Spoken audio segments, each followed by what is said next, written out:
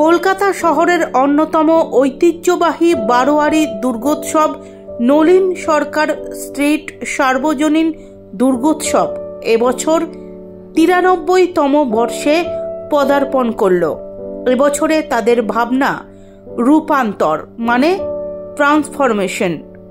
দীর্ঘ প্রায় ১ শতাব্দী ধরে এই পুজো কেবলমাত্র উৎসবের রীতি পালন নয়, বরং একতার বার্তা, সামাজিক মিলন এবং সংস্কৃতির ধারক বাহক হিসেবে মানুষের হৃদয়ে বিশেষ স্থান করে নিয়েছে।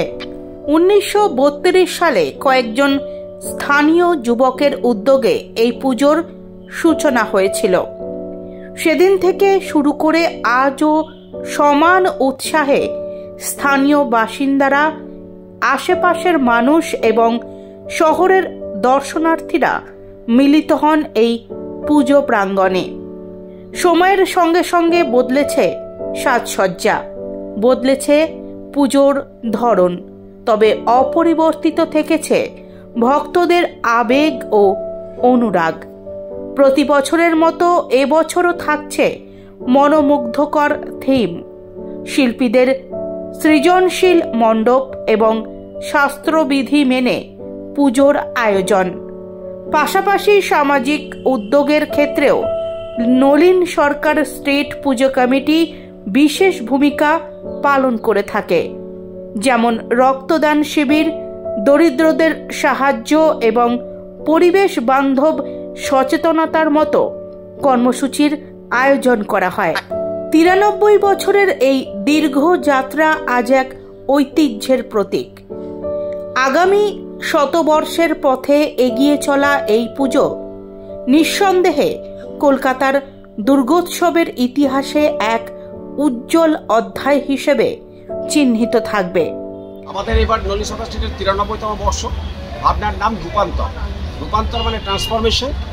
এই সারা বছর ধরে নলিন সরকার স্ট্রিট যেভাবে থাকে, খুব সাধারণ মানুষরা যেভাবে বসবাস করে, ঘোরাঘুরি করে, সেখান থেকে আজকের এই সুসজ্জিত মণ্ডপ যেভাবে সেজে উঠেছে বিভিন্ন জিনিস দিয়ে কালারফুলভাবে, যে পরিবর্তন, এই যে রূপান্তর, এটা একটা রূপান্তর। এবং ষোড়শী নারী হিসেবে মা দুর্গাকে যখন প্রথম তৈরি করা হয়, সেখান থেকে মা দুর্গা সম্পূর্ণরূপে অসুর বধ করার জন্য সজ্জিত হয়ে যে পরিবর্তনটা হয়েছে, সেটা আর একটা রূপান্তর। এই দুটো রূপান্তরের মাঝখানে আমরা আমাদের ছোটবেলা হারিয়ে যাওয়া রূপকথার গল্পগুলোকে আমরা এখানে উপস্থাপিত করেছি এবং সলিল চৌধুরীকে আমরা আমাদের সম্মান জানিয়েছি তার শতবর্ষে।